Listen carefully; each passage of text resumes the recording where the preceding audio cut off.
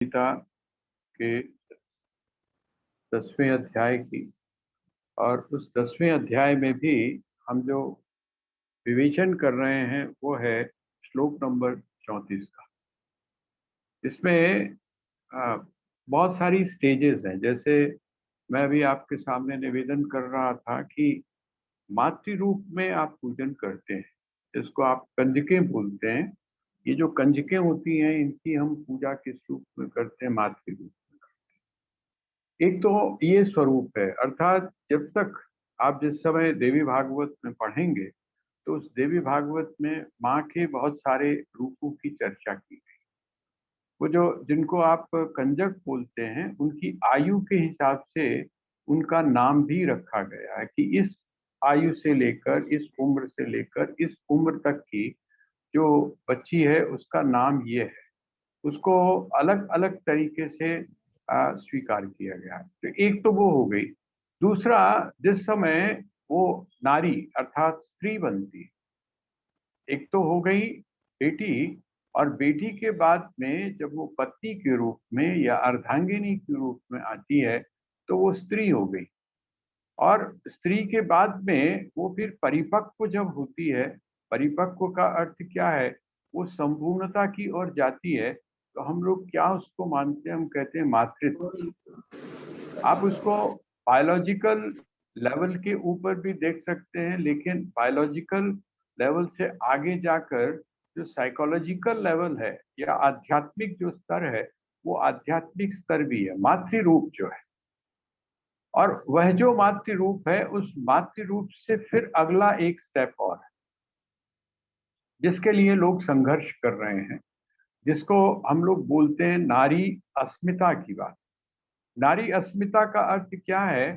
तब वहां पर मातृत्व से भी ऊपर उठ जाता है। एक स्त्री जो स्त्री है उस रूप में जब वो स्थित होती है तो ये भी एक रूप आ गया। उस रूप को क्या कहा उन्होंने? उस रूप को कहा कि वो श्री के बाद में श्री का रूप हो।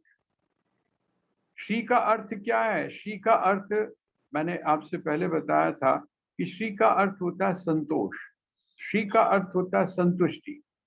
एक हो गया मातृत्व, एक हो गया स्त्रीत्व, है ना?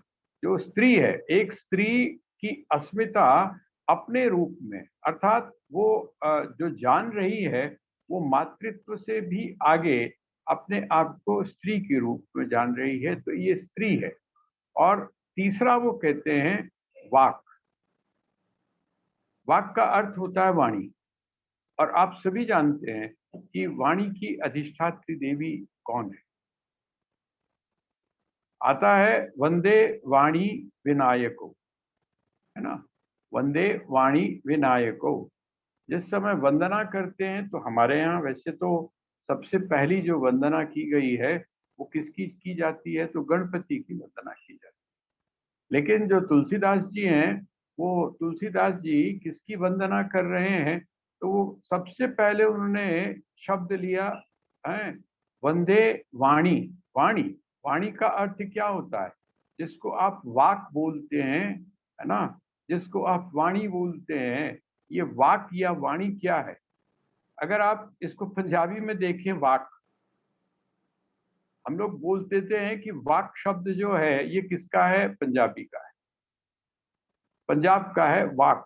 जैसे जब गुरुद्वारे हैं, उन गुरुद्वारों में सबसे पहले जिस समय प्रकाश होता है तो उस प्रकाश के अंदर, प्रकाश के बाद में एक होता है, उसको बोलते हैं वाक। अर्थात उस दिन का जो विचारणीय, जिस जो उसकी दिन आपको विचार करना चाहिए पूरे दिन, उसको वाक बोलते हैं। और यही जो वाक है, इस वाक के लिए एक शब्द का और प्रयोग किया जाता है जिसको बोलते हैं महावाक्य। वेदांत के ग्रंथों में महावाक्य जो है उसके लिए वाक शब्द का प्रयोग किया गया। और जिस समय हम पौराणिक आधार लेते हैं इसका, तो वहां पर वाक शब्द का अर्थ है मां सरस्वती। मां सरस्वती, मां सरस्वती का अर्थ क्या हुआ? वो जो बुद्धि की अधिष्ठात्री देवी है वो है वाक। और यहाँ पर उन्होंने कहा वाक शब्द का प्रयोग। देखिए, वैसे तो आपने एक सुना होगा, एक एक एक बात सुनी होगी आपने कि कुछ लोगों ने कहा कि भाई सबसे झूठी चीज बताओ, जो सबसे ज्यादा झूठ बोलेगा, सबसे ज्यादा जो झूठ बोलेगा उसको इनाम दिया जाए। सब लोगों ने बहुत सारे झूठ बोले, लेकिन एक ने झूठ बोला, आपने सुना हुआ होगा। एक ने झूठ क्या बोला? एक ने ये झूठ बोला कि एक जगह पर दो महिलाएं बैठी हुई हैं और वो चुप है। एक जगह पर दो महिलाएं बैठी हुई हैं और वो चुप हैं, उसको प्राइज मिला। क्यों? कहते हैं ऐसा पॉसिबल ही नहीं है ना। यहाँ तक कि सत्संग में भी बैठी होती हैं, तब भी उनकी गुफ्तगू जो है वो चल रही होती है। बाद की उनके पास में इंतजार नहीं है, ਜਦੋਂ सत्संग खत्म होएगा ਉਹਦੇ बाद बह के गल्ला कर लांगे ना। वो बिल्कुल सोचती हैं कि किसी भी मौके को जो है वो चूका ना जाए। ठीक है, लेकिन यहाँ पर जो वाक शब्द है, यहाँ पर वाक शब्द का अर्थ क्या है? वो कहते हैं, आपने नोट किया होगा कि जो जो स्त्री है, उस स्त्री का सबसे बड़ा जो गुण है वो वाक है। वाक का अर्थ क्या है? गंभीरता। वाक का अर्थ कुछ आचार्य जो हैं, खास करके जिन लोगों ने मनोवैज्ञानिक दृष्टि से इन शब्दों का अर्थ किया है, वो कहते हैं वाक शब्द का अर्थ है मौन। वाक शब्द का अर्थ है मौन। मौन का अर्थ क्या है? देखिए, जिस समय आप मौन में जाते हैं, जिस समय आप मौन में जाते हैं, जिस समय आप समाधि में जाते हैं, जिस समय आप अपने में डूबते हैं, ये जो दो शब्दों का पहले प्रयोग किया गया, एक तो कौन सी? कीर्ति। और कीर्ति के बाद दूसरा शब्द कौन सा प्रयोग किया गया? कीर्ति के बाद में श्री शब्द का। और श्री शब्द के बाद में जो तीसरी स्थिति है वो कौन सी है? तो कहते हैं वो है मौन। जो गंभीर है, जिसको हम एक भाषा का प्रयोग करते हैं, जब नारी में, स्त्री में जब गंभीरता आती है, तो गंभीरता उसको कहाँ ले जाती है? तो कहते हैं गंभीरता उसको मौन में ले जाती है।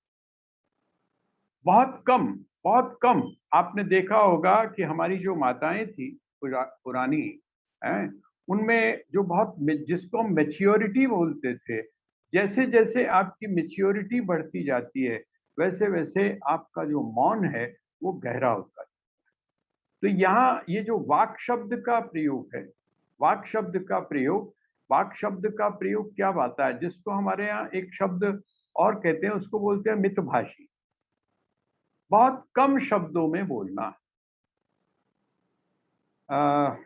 मैंने कई कई माताओं, जैसे मैंने जो दर्शन किए हैं इस रूप में, वो मैंने किए हैं आनंदमयी माँ के। आनंदमयी माँ जो थी, उनके जो कार्यक्रम होते थे, 2-3 साधना शिविर जो हैं, वो उनको हमें उसमें रहने का और माता जी के साथ सानिध्य प्राप्त करने का राजपुर आश्रम में अवसर मिला, तो बड़ा आश्चर्य होता था।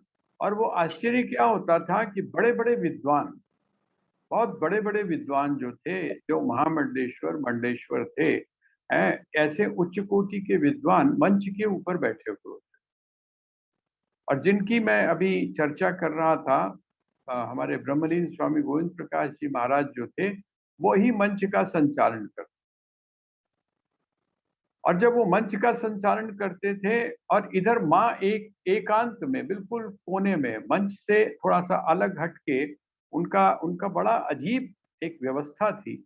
और वो व्यवस्था क्या थी कि वो महापुरुषों के बराबर में नहीं बैठती थी, हल्का सा उनका जो बैठने का होता था वो नीचे बैठती। और वहां से वो सब सारा पूरा का पूरा 3 घंटे 4 घंटे जो कार्यक्रम चलता था, उसको बड़े मौन भाव से एक एक शब्द को आत्मसात करती हुई, अर्थात एक एक शब्द को ऐसे पीती हुई जैसे कि आप एक एक घूंट करके पानी पीते हैं, उस शब्द को पीती थी। और पीने के बाद में जब उनका सबसे आखिर में, सबसे अंत में, बोलती बहुत बहुत कम थी वो, जब सबसे अंत में उनको कहा जाता था बोलने के लिए, तो मुझे लगता है कि ज्यादा से ज्यादा 2 स्टेंजाज में या 2 वाक्यों में वो अपनी बात को पूरी तरह से रखते थे। और आश्चर्य तो तब होता था जब वहां पर कुछ लोग, क्योंकि वहां पर आने वाले जो लोग थे वो बड़ी अलग तरीके के थे। कोई जज होता था, है ना, कोई आर्मी के अंदर कोई ब्रिगेडियर है, मतलब बड़ी उच्च जो स्तर था। राज परिवारों के जो लोग आते थे, विद्वान लोग आते थे, वो लोग वहां पर उपस्थित होते थे। और वो जब कोई प्रश्न वहां पर रखते थे तो वो माँ सीधा संकेत करती थी कि संत लोग बोलेंगे, संत जवाब देंगे। और जब संत जवाब दे लेते थे, उसके बाद में अगर उनको उसको अगर सेटिस्फेक्शन नहीं होता था और सब लोग बोलते थे कि नहीं माँ, हमने तो जिस तरीके से जवाब देना था वो दे लिया, अब आप भी इसका जवाब दीजिए, तो वो 2 सेंटेंस में, 2 वाक्यों में अपनी बात को पूरा कर दीजिए। कारण क्या है? वो जो जिसको आप वाक बोलते हैं ना, इस वाक की स्थिति में है। उनकी जो वाणी निकल रही है, वो वाणी कहाँ से निकल रही है? वो वाणी उनकी ऐसी जगह से निकल रही है जिसको हम अध्यात्म का स्पर्श बोलते हैं, जिसको हम ऐसी स्थिति बोलते हैं बुद्धि की जहां पर कबाड़ नहीं है, जहां पर सिर्फ शब्दों का प्रयोग इसलिए नहीं किया जाता है ताकि कुछ ना कुछ बोलना है इसलिए बोलना है, नहीं। वो तब किया जाता है शब्दों का प्रयोग, तब वाणी का प्रयोग किया जाता है जबकि उसकी जरूरत होती है। आप यदि महाभारत पढ़ेंगे तो उस महाभारत में सबसे ज्यादा जिसके सिर के ऊपर ठीकरा फोड़ा गया है वो कौन है? वो है द्रौपदी। द्रौपदी के ऊपर ये ठीकरा फोड़ा गया कि अगर वो थोड़ी देर चुप रहती तो क्या बिगड़ता था। वो ऐसी अगर बात नहीं कहती तो क्या बिगड़ता था। ना द्रौपदी ये बात बोलती कि अंधों के बेटे अंधे होते हैं, और ना ये महाभारत होता, लोगों का ये मानना है। लेकिन उसी द्रौपदी का जिस समय आप दूसरा रूप देखते हैं, और वो दूसरा रूप कौन सा है?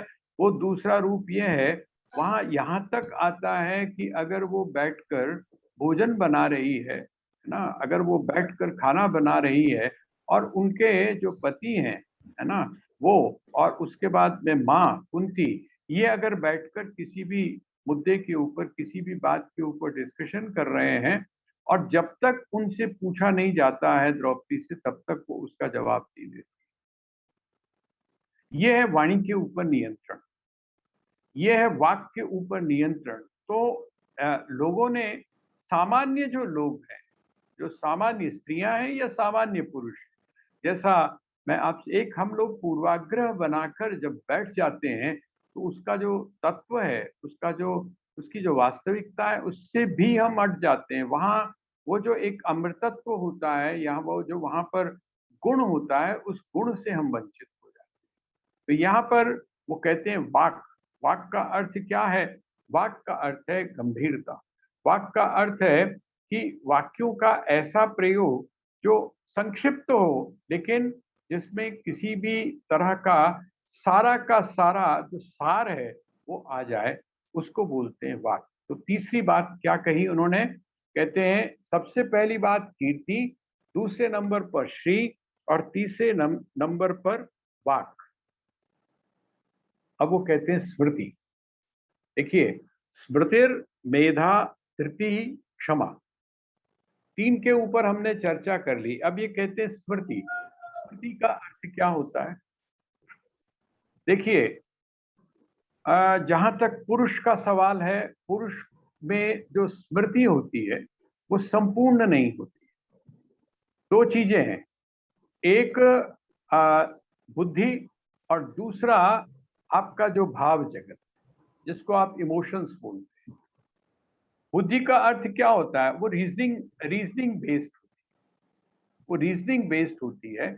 यही कारण है कि जो पुरुष है उसको विचार प्रधान माना गया, उसको क्या कहा गया? विचार प्रधान। और जो स्त्री है उसको, स्त्री को विचार प्रधान नहीं माना गया। इसका मतलब ये नहीं है,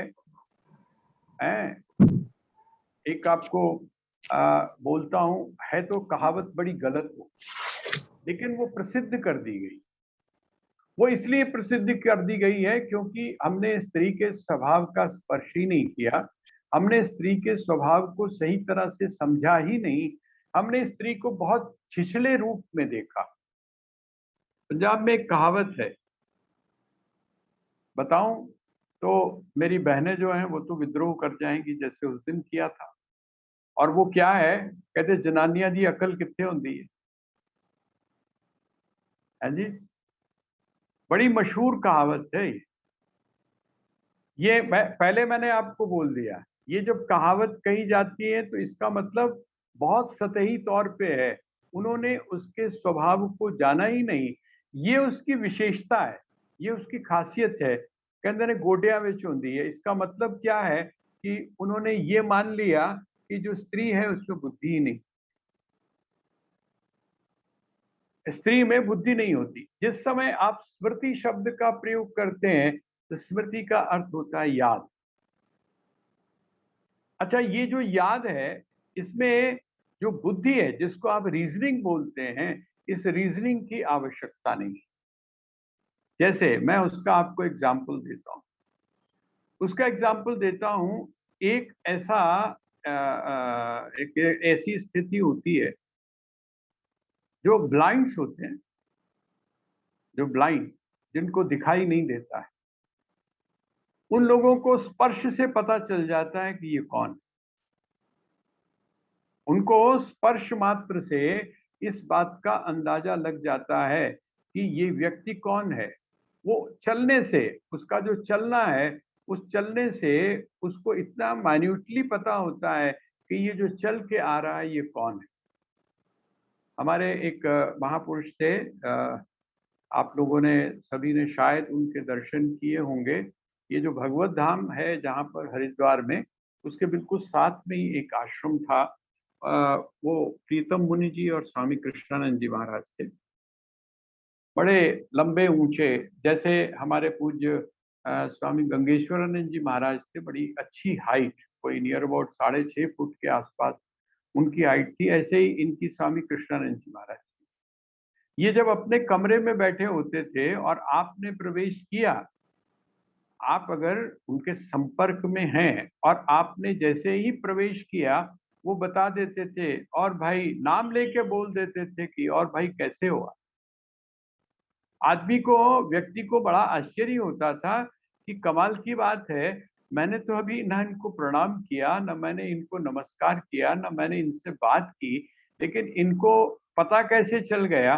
तो वो जो आपकी जो पैर की आहट है, उस पैर की आहट से उनको अंदाजा हो जाता।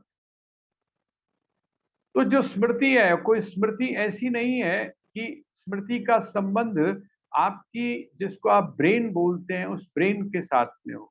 स्पर्श की भी स्मृति है। जो बच्चा है, उस बच्चे की जो स्मृति है, माँ को कहाँ से होती है? स्पर्श से होती है। कहते हैं स्पर्श से ही नहीं होती है, बल्कि जिस समय वो गर्भ में आता है तब की स्मृति उसकी होती है। ये बात अलग है कि उसको इस बात का अंदाजा हो पाता है या नहीं हो पाता है, वो इस बात के बारे में प्रबुद्ध है या नहीं है। आप एक बात सोचिए, जिसको हम लोग बोलते हैं कि दूर से पता चल जाता है, वो कैसे पता चलता है? आपको तो किसी ने बताया नहीं। आपको तो, आपका बच्चा अमेरिका में बैठा हुआ है, आपका बच्चा ऑस्ट्रेलिया में बैठा हुआ है, आपसे बहुत दूर है, आपकी नज़र भी वहां तक, नज़र की बात तो सोचिए, आपसे फोन पे भी बात जो है वो नहीं हो पाती है। लेकिन अगर उसको वहां पर कष्ट होता है, अगर उसको किसी भी तरह की परेशानी होती है, तो जिसको आप टेलीपैथी बोलते हैं, उस टेलीपैथी के माध्यम से आपको, अर्थात जो स्त्री है जिसको आप माँ बोलते हैं, उसको इस बात का अनुभव कैसे हो जाता है? इसका मतलब क्या है कि दोनों कहीं ना कहीं जुड़े हुए हैं। वेदांत के ग्रंथों में एक जगह एक बड़ी विलक्षण सी घटना की चर्चा की जाती है। क्या कहते हैं कि जो कछुआ होता है, मादा जो कछुआ होती है, वो क्या करती है? वो अंडे देती है। और जहां पर वो अंडे देती है वो जगह बहुत दूर होती है। भोजन के लिए वो दूर दूर तक जाती है। अच्छा, जो अंडे हैं उनको सेते कैसे? जितने भी पक्षी हैं वो उनको जब सेते हैं तो कैसे करते हैं, अर्थात जब उनको गरमाइश देते हैं तो कैसे देते हैं? तो कहते हैं उसके ऊपर बैठकर, और तब वो उसके अंदर क्या करते हैं, गरमाइश देते हैं, उसको गर्म करते हैं ताकि वो समय के ऊपर फूट जाए। लेकिन उस जो मादा कछुआ है उसके बारे में मशहूर है, वेदांत के ग्रंथों में आया है कि वो दूर रहकर भी वहीं से वहीं से अपने बच्चों को सेती। रिलेशनशिप देखिए कितना दूर का है। वो वहां पर बैठी नहीं है, वो उनको से नहीं रही है बल्कि दूर गई है, लेकिन वहां से भी वो वही काम कर रही है जो कि उसके ऊपर बैठकर जो बाकी के जो पक्षी हैं अपने अंडों के ऊपर बैठकर करते हैं। इसका मतलब कोई ना कोई कनेक्शन बहुत गहरा है। और वो जो स्मृति है, वो स्मृति सिर्फ स्त्री में ही है, वो सिर्फ नारी में ही है। तो स्त्री का वो जो स्वभाव है जिसको हम टच सेंसेशन बोलते हैं, जिसको हम स्पर्श बोलते हैं, वो जो स्पर्श है उस स्पर्श में भी के माध्यम से भी वो अपनी स्मृति को बरकरार रखती है। आप यदि आजकल के हिसाब से देखेंगे तो कहते हैं, आपने देखा होगा ना कि रोम रोम में उसकी आंखें, रोम रोम में उसकी आंखें। ये जो रोम रोम है ये क्या है? आप देखिए वाणी को जिस समय जैसे आप बोलते हैं, आपने सुना होगा एक वाकया, दो चार वाकये इस प्रकार के हैं कि जो अर्जुन जो था वो एक बार सो रहा था, और जब सोते हुए अर्जुन के पास में कोई व्यक्ति जाने लगा शिविर में, तो उसने वहां पर देखा कि श्री कृष्ण की आवाज आ रही, श्री कृष्ण गोविंद हरे मुरारे, हे नाथ नारायण वासुदेव, इस प्रकार का संकीर्तन हो रहा है। लोगों ने कहा कि ये शिविर में संकीर्तन कहाँ है? लेकिन जब पास गए, उस शिविर में प्रवेश किया, तो वो क्या देखते हैं? वो ये देखते हैं कि वो जो अर्जुन है उसके रोम रोम से इस प्रकार का संकीर्तन निकल रहा है। इसी तरह स्वामी राम के बारे में भी आता है, बड़ी मशहूर है ये बात कि जब कोई व्यक्ति बादशाह राम के दर्शन करने के लिए उनकी गुफा के पास में पहुंचा, तो उसको ओम का नाद, ओम की ध्वनि उसको चारों तरफ सुनाई दी। उन्होंने कहा यहाँ कोई है तो नहीं, लेकिन ये ओम का गान कौन कर रहा है? जिस समय जाकर देखा तो वो जो गुफा थी उस गुफा में ओम की ध्वनि गूंज रही थी। और वो कहाँ से गूंज रही थी? वो कहते हैं स्वामी जी के रोम रोम से गूंज।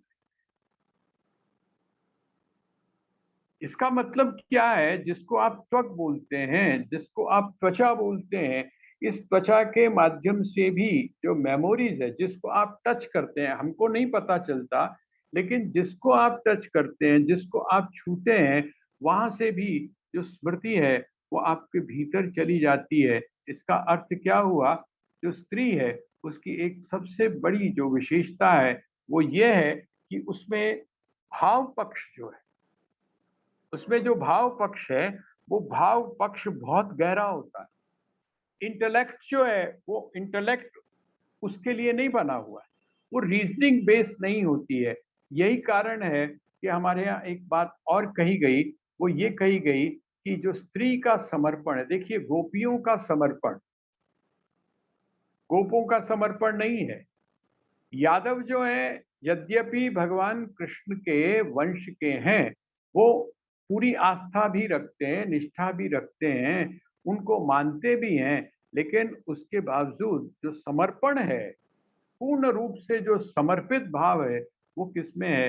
वो गोपिकाओं में है। इसका अर्थ क्या हुआ? इसका अर्थ ये हुआ कि भाव पक्ष जो है, भाव पक्ष के माध्यम से जो स्मृति है वो किसमें है? तो स्त्री में है। इसीलिए उन्होंने कहा स्मृति। और मेधा, मेधा का अर्थ क्या होता है? एक तो बुद्धि होती है, एक प्रज्ञा होती है, और एक मेधा होती है। आपने एक शब्द हिंदी में बहुत सुना होगा, आप कहते हैं ये व्यक्ति बड़ा मेधावी है। बहुत ज्यादा शब्द का प्रयोग होता है इसका। मेधावी का अर्थ क्या हुआ? मेधावी का अर्थ है बहुत आगे की सोचने वाला। मेधावी का अर्थ क्या है? मेधावी का अर्थ है जो बहुत आगे, अर्थात बहुत लंबी सोचता है।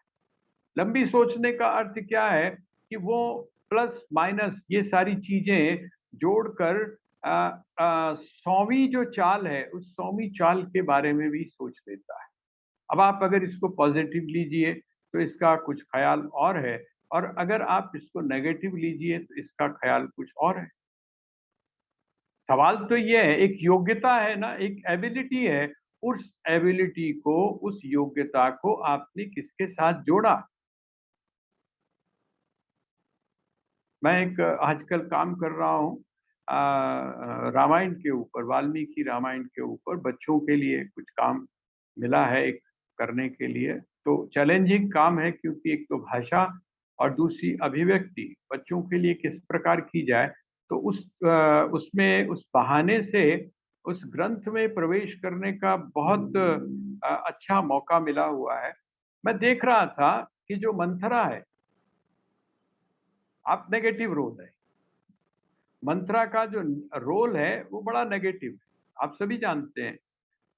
वो नकारात्मक भाव से ज्यादा सोचती है। एक दृष्टि से वो नकारात्मक भाव से सोचती है, और दूसरी दृष्टि से उसको जिस काम के लिए भेजा गया है, अर्थात वो महाराज कैकेयी नरेश के द्वारा जिस काम के लिए भेजी गई है, उस दृष्टि से यदि देखा जाए तो वो कैकेयी के बारे में, कैकेयी को सेंटर में रखकर विचार करती है।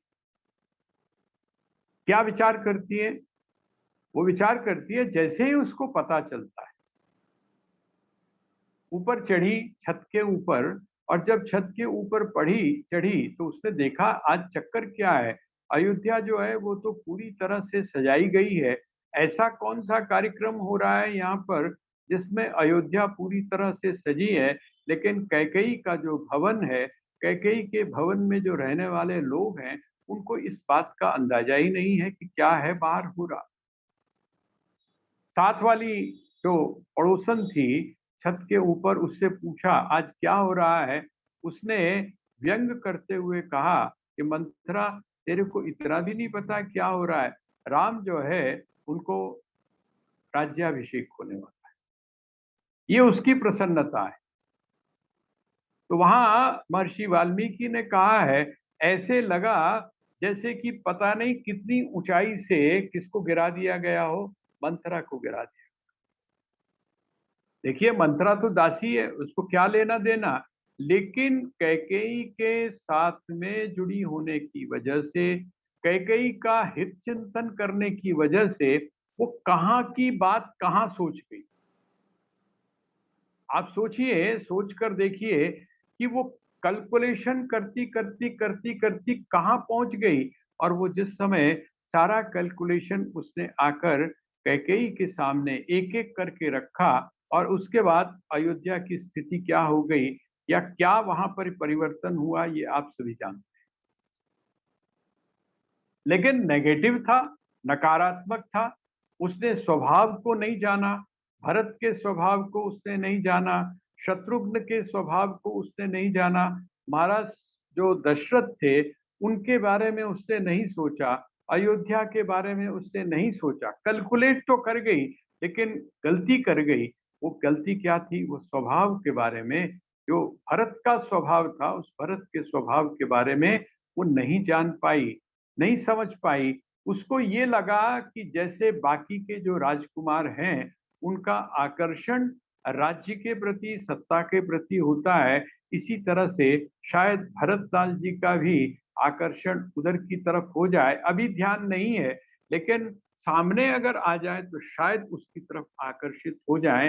राम जो हैं, श्री राम के प्रति जो उनकी श्रद्धा है या निष्ठा है, वो शायद कमजोर पड़ जाए, क्योंकि सत्ता एक ऐसी चीज है, आप जानते हैं कि एक समय हम जिस पार्टी में होते हैं उसके गुणों का गान करते हैं, और दूसरी पार्टियों का हम खंडन मंडन करते हैं। लेकिन फिर क्या होता है, जिस समय हम दूसरी पार्टी में पहुंच जाते हैं तो पहली वाली जो पार्टी है जिसके अंदर रहकर हमने जय जयकार की होती है, उन्हीं की बुराइयों को हम गाना शुरू कर देते हैं। क्यों? इसलिए कि हमको जो है वो टिकट मिलेगा और हम किसी तरह से सीएम बन जाएंगे। संकेत आप समझ गए होंगे। तो मेरा कहने का तात्पर्य क्या, सत्ता का जो भूत है, सत्ता जो है वो प्रत्येक को बहुत प्यारी है ना। और ये जो सत्ता ये है, पहले सिद्धू हमको लगता है सिद्धू साहब की बात कर रहे हैं। जी जी। तो ये जो सत्ता है, ये सत्ता कभी कभी हमको झुठला देती है, हमारी जो निष्ठा है उसको हिला देती है। मंथरा को भी कुछ ऐसा लगा कि शायद भरत जी जो हैं इस सत्ता के प्रलोभन में, राज्य के प्रलोभन में, शायद अपनी स्थिति से वो जो प्यार है राम के प्रति, या वो जो प्यार है महाराज दशरथ के प्रति, शायद उससे विमुख हो जाए। लेकिन वो भूल कर गई, चूक कर गई। तो मेधा का अर्थ क्या है? मेधा का अर्थ है जिसको आप मेधावी बोलते हैं। मेधावी का अर्थ ये होता है कि जिसको आप थोड़ी सी चीज दे दें लेकिन वो उसका विस्तार कर दे, उसको बढ़ा दे, उसको बोलते हैं मेधावी। तो मेधा जो है वो किस में होती है? तो कहते हैं मेधा उसमें होती है जो जो स्त्री है। ये भी एक मेधा का होना भी क्या है? कहते हैं स्त्री का एक गुण है। तो ये आ गए हम कीर्ति, श्री, वाक, स्मृति, मेधा। और धृति का अर्थ क्या होता है? देखिए, अब फिजिकल लेवल के ऊपर अगर हम देखें, वैसे तो अब वहां पर भी धीरे धीरे करके जो समाज है और समाज की जो व्यवस्था है उसमें परिवर्तन आ रहा है। एक जमाना था जब कहा यह जाता था कि जो ये जो है आपका नर्सिंग है या मेडिकल है, आर्मी के अंदर इस जो क्षेत्र हैं इनमें स्त्रियों को स्थान दे देना चाहिए।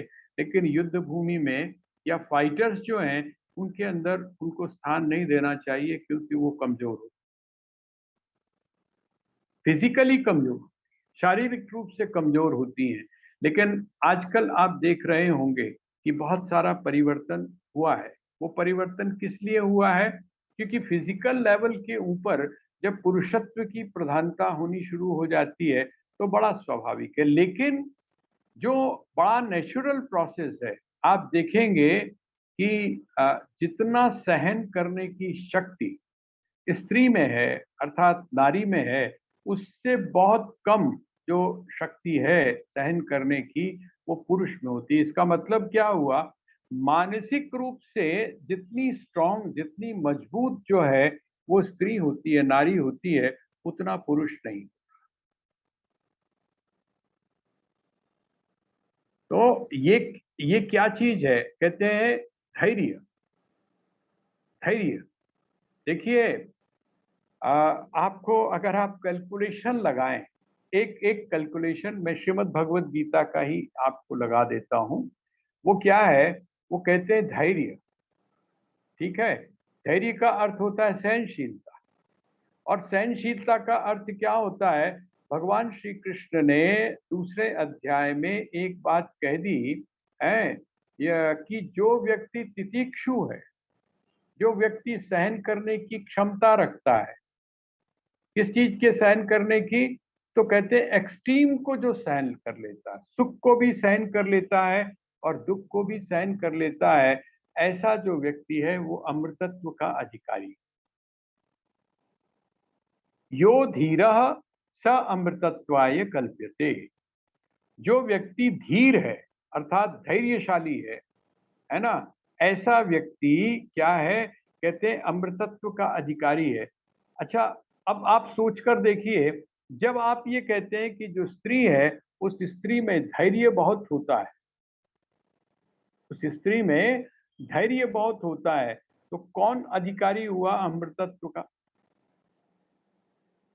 अमृतत्व का अधिकारी पुरुष हुआ या स्त्री हुई? इसका अर्थ क्या हुआ? अगर पुरुष में भी अगर धैर्य की मात्रा बढ़ती है तो पुरुष में स्त्रीत्व की मात्रा बढ़ी, और जब जब तक पुरुष स्त्री के इस गुण को नहीं लेता है, जिसको क्या बोलते हैं धैर्य, तब तक वो अमृतत्व का अधिकारी नहीं बनता है। और स्त्री के पास में क्यों, उसके पास में क्योंकि बिल्कुल सहज रूप से है, इसलिए अगर स्त्री चाहे, स्त्री में यदि वो संकल्प पैदा हो, तो ये जो कहना है ना कि स्त्री जो है उस वो मुक्ति की अधिकारी या मोक्ष की अधिकारी नहीं है, ये कहना इस बात को काट देता है जब वो ये कहा जाता है कि स्त्री में अगर देखना हो अर्जुन तो तू मुझको देख, और स्त्री के अंदर जो धैर्य है वो धैर्य सबसे ज्यादा हो। अगर ना विश्वास हो आपको, तो एक आप काम कर सकते हैं, जनानियां थे, मतलब जो बेटियां हैं, है ना, बेटियां तो ससुराल में आके रह ली और उन्होंने अपने आप को बड़ा एडजस्ट कर लिया। आप एक काम करो, 6 महीने के लिए आप अपने ससुराल जाके रहे। जो पुरुष है, पुरुष यदि 6 महीने के लिए, 1 साल के लिए अपने ससुराल में जाकर रहे और वैसे ही रहे जैसे कि स्त्री अपना सब कुछ छोड़कर, है ना, अपने मायके को छोड़कर अपने ससुराल में आकर रहती है, आपको अंदाजा हो जाएगा, आपको रहना बड़ा मुश्किल हो जाए। आपको ऐसा लगेगा कि जैसे आप वहां पर जाकर गुलाम हो गए हैं, और एक तरह से आज गाली भी दी जाती है। इसको गाली माना जाता है। किसको गाली माना जाता है?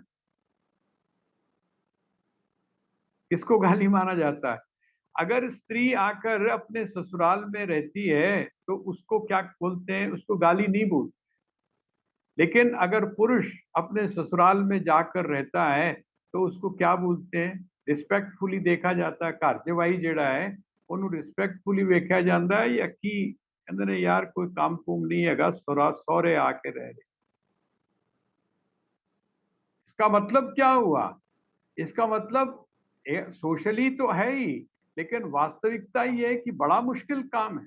बड़ी मुश्किल में आदमी होता है तब ऐसी स्थिति बनती है, नहीं तो पुरुष में इतनी क्षमता नहीं है कि वो उस प्रकार का समायोजन, उस प्रकार का एडजस्टमेंट कर सके। तो यहाँ वो क्या कहते हैं कि स्त्री में अगर देखना है तो क्या देख, कहते हैं स्त्री में धैर्य थी।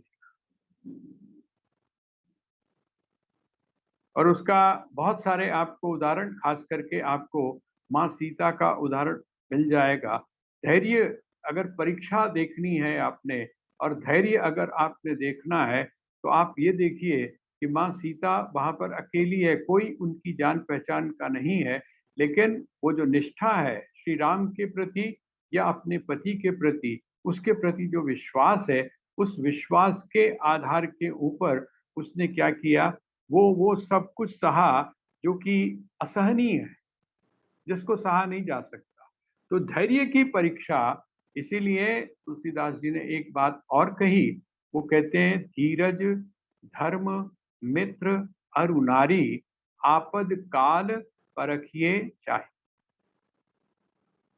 वहां पर उन्होंने कहा कि जो स्त्री है उसकी अगर परीक्षा लेनी, स्त्री की अगर परीक्षा लेनी हो, वैसे तो पत्नी लोग लगा देते हैं, लेकिन स्त्री की अगर परीक्षा लेनी हो तो वो कहते हैं कि कब लेनी चाहिए, कहते हैं विपत्ति जब आई।